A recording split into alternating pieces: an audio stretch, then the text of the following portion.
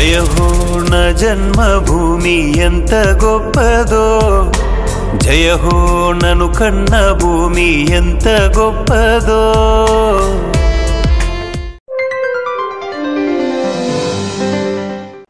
దినం ఈనాడు republic day.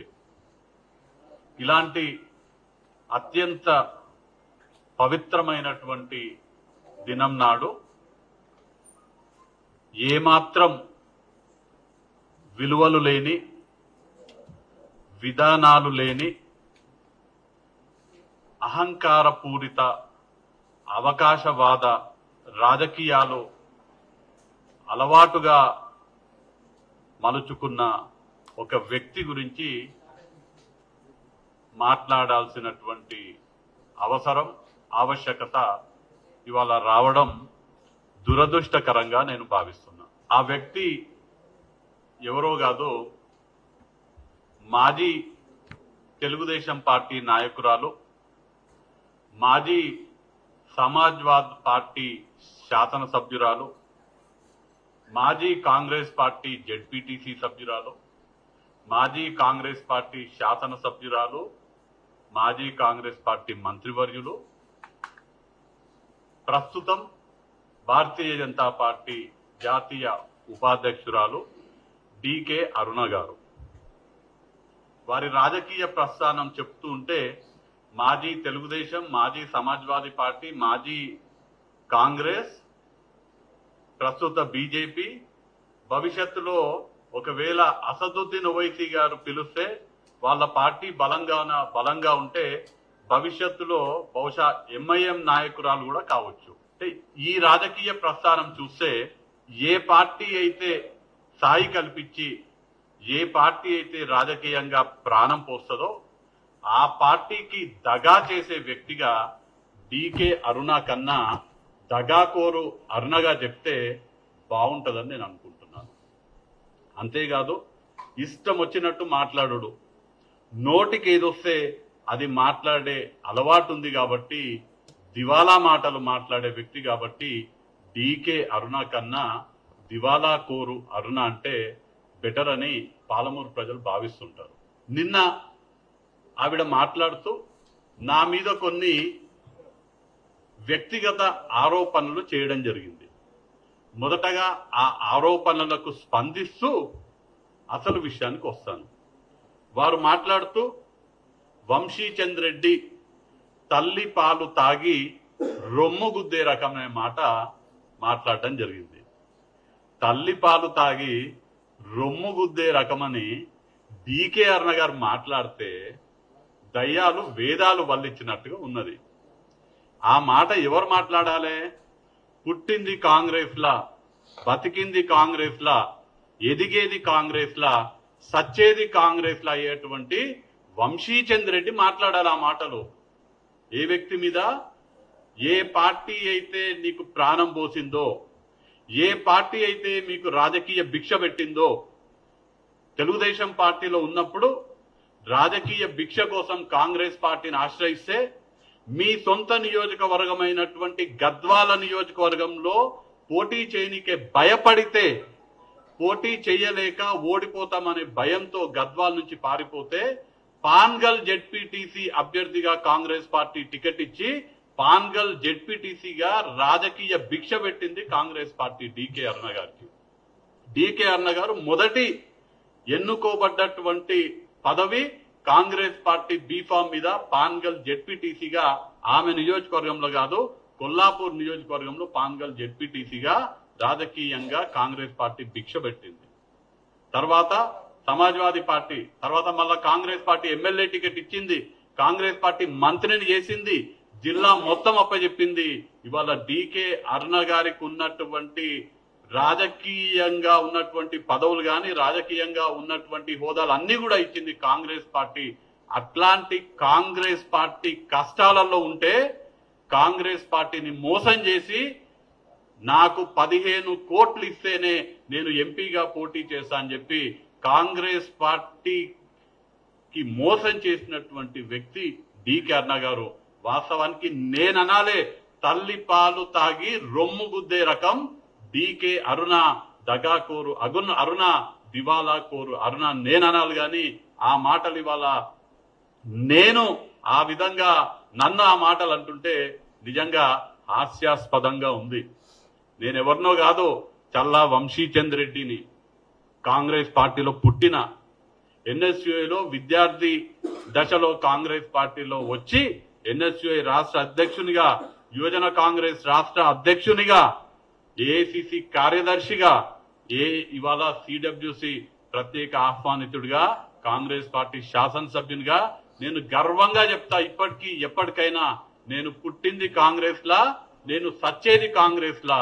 తల్లి పాలు తాగి రొమ్ముగుదే రకం ఎవరంటే తెలంగాణ ప్రజలందరికీ, మరి ముఖ్యంగా పాలమూరు ప్రజలందరికీ తెలుసు. పూటకొక పార్టీ మారే దిగజారుడు రాజకీయాలు చేసే, అవకాశవాద రాజకీయాలు చేసే డీకే అరుణ తల్లి పాలు తాగి రొమ్ముగుద్దే రకం అని ఇంకో మాట, ఇంకో విమర్శ చేయడం జరిగింది ఆవిడ నా మీద. డీకే అరుణ గారిని విమర్శిస్తే వంశీచంద్ రెడ్డి మైలేజ్ పెరుగుతుందంట. నువ్వేమన్నా సోనియా గాంధీవా? తెలంగాణ ఇచ్చిన సోనియా గాంధీవా? దేశం కోసం ప్రాణాలు అర్పించినటువంటి కుటుంబం నుంచి ఏమన్నా వచ్చినావా? లేదంటే దేశంలో ఉన్నటువంటి గొప్ప గొప్ప నాయకుల్లాగా ఏమన్నా నీకు ఆ పేరు ప్రత్యేకలు ఉన్నాయా?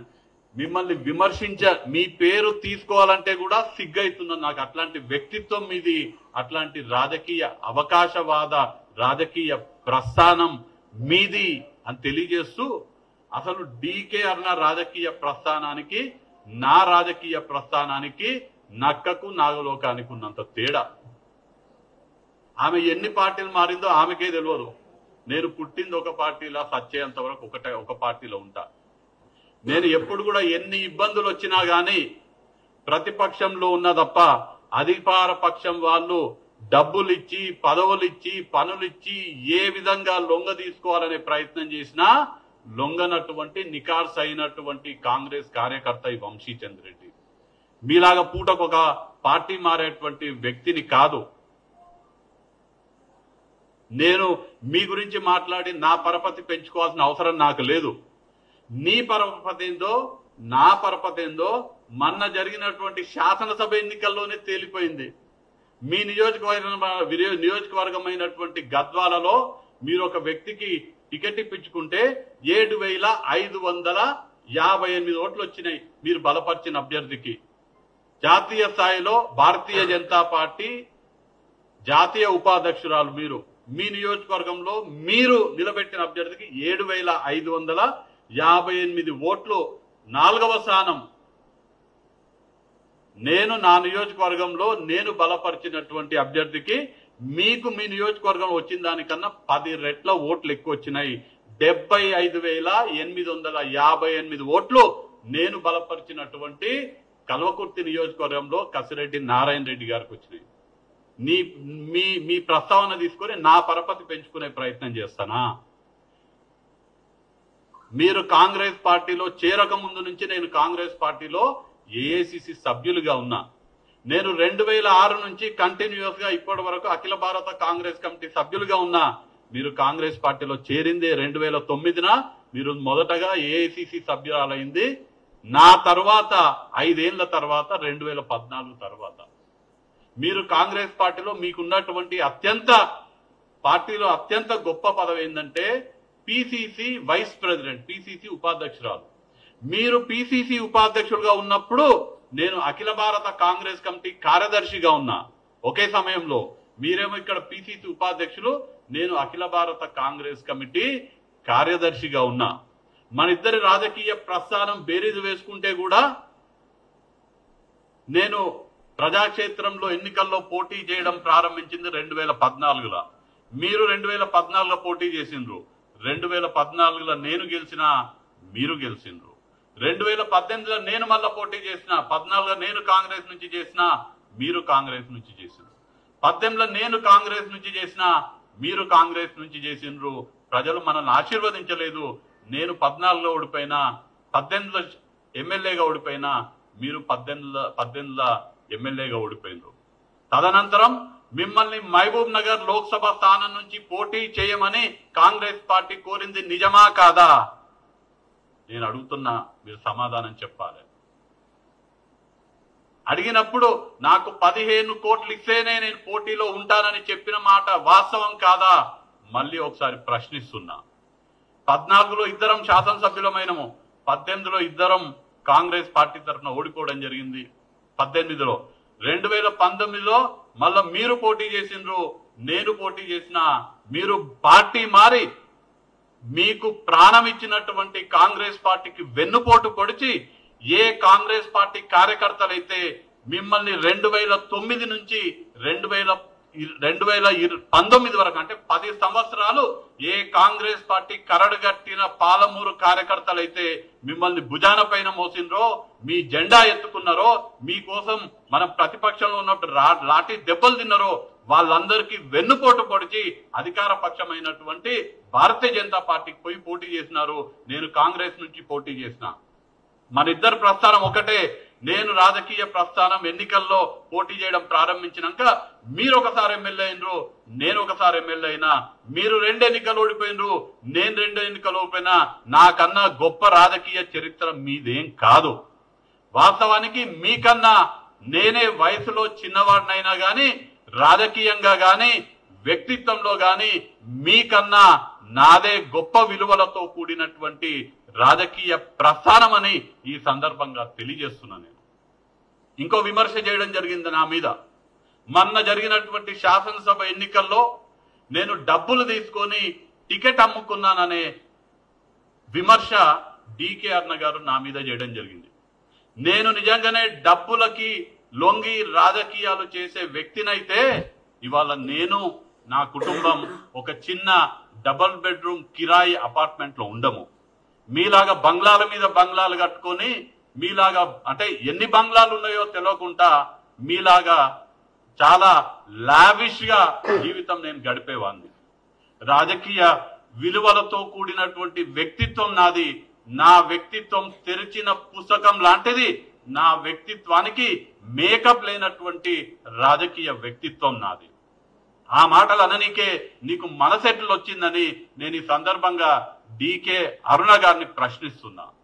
నిజంగానే టికెట్ల కోసం టికెట్ వదులుకోవడానికి డబ్బులు తీసుకునే ఆ యొక్క సాంప్రదాయం ఉంటే ఆవిడ ఆ మాట అన్నారు కదా, మరి గద్వాల టికెట్ వదులుకున్నావు కదా తల్లి.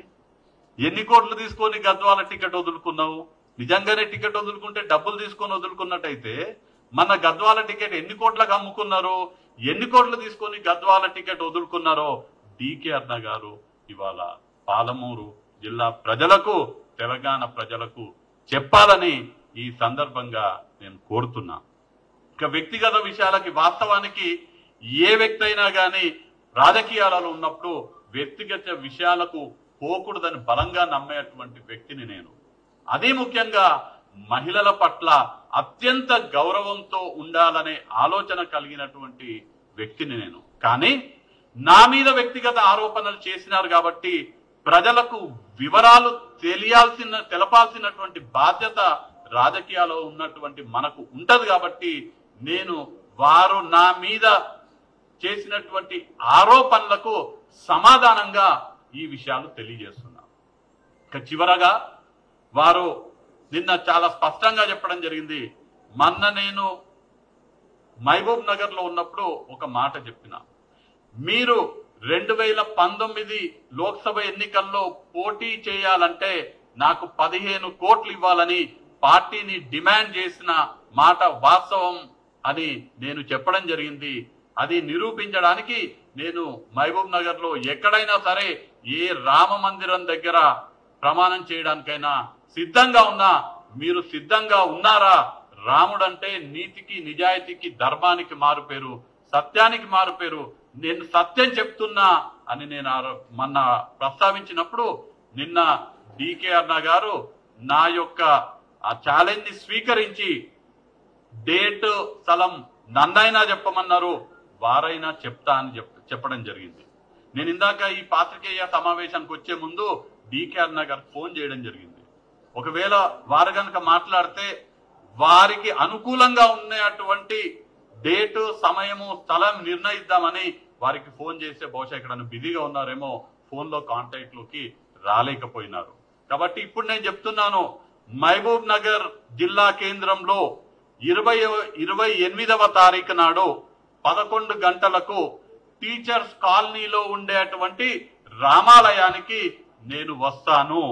మీరు నిన్ననే నన్ను సమయము, తారీఖు, స్థలము నన్ను నిర్ణయించమన్నారు, లేదంటే మీరు చెప్తా అన్నారు. నేనే ముందడుగేసి నేను చెప్తున్నాను, 28వ తారీఖు ఎల్లుండి 11 గంటలకు మహబూబ్ నగర్ జిల్లా కేంద్రంలో టీచర్స్ కాలనీకి నేను వస్తాను. మీరు 2019 ఎన్నికల కోసం ప్రదేశ్ ఎలక్షన్ కమిటీ సమావేశంలో మిమ్మల్ని లోక్సభ బరిలో నిలబడమన్నప్పుడు నాకు 15 కోట్లు ఇస్తే నేను పోటీ చేస్తానని చెప్పిన దాన్ని నేను ప్రమాణం చేసి చెప్తాను.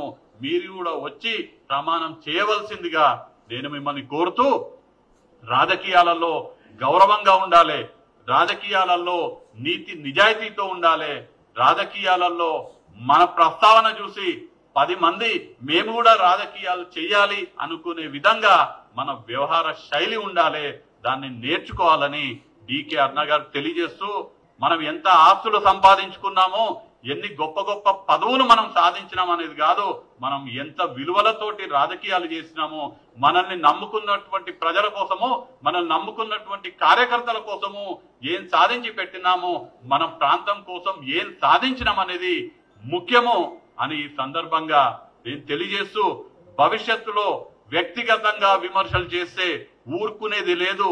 నేను ఇంకా ఆవిడ మహిళ కాబట్టి గౌరవంతో ఒక లెవెల్ వరకే మాట్లాడుతున్నాను.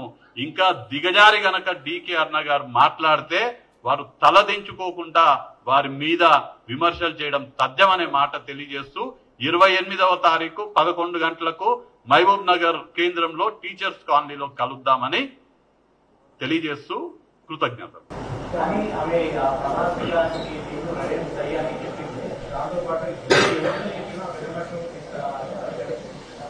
నేనే ఉన్నాడా? ప్రదేశ్ ఎలక్షన్ కమిటీలో వంశీ చంద్ర రెడ్డి కూడా ఉన్నాడు. నేను నిన్న చాలా స్పష్టంగా చెప్పడం జరిగింది. పాలమూరు జిల్లాకు సంబంధించిన ఇది ఆడలేక మధ్యలో ఓడింది అంటారు. మీరు అనేదానికి అది కరెక్ట్ సూట్ అవుతుంది. నిజం ఒకరున్నా, పెద్ద మనిషి మాట్లాడినా, నరేంద్ర మోడీ గారు మాట్లాడినా, ఒక సామాన్య పౌరుడు మాట్లాడినా నిజం నిజమే. నేను నిజం చెప్తున్నా. రాముడు సాక్షిగా నేను ప్రమాణం చేస్తా అని చెప్తున్నా. రాముడు భక్తురాలు ఆమెనా నేనా తేల్చుకుందామని చెప్తున్నా. దానికి 100 మంది ఎందుకు, 10,000 మంది ఎందుకు? నేనేమన్నా నరేంద్ర మోడీని తోలుకరమ్మంటున్నా, వారితోటి ఇంకెవరినైనా తోలుకరమ్మంటున్నా? నేను వస్తా కదా. నిజమేందో రాముని ముందు తేల్చుకుందాం, రామ మందిరంలో తేల్చుకుందాము.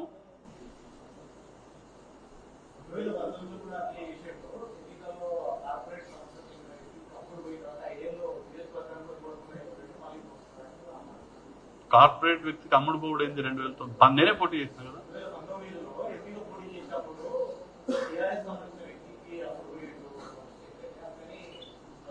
అచ్చా, ఈ మాట డికే అరుణ గారు చెప్తుందా?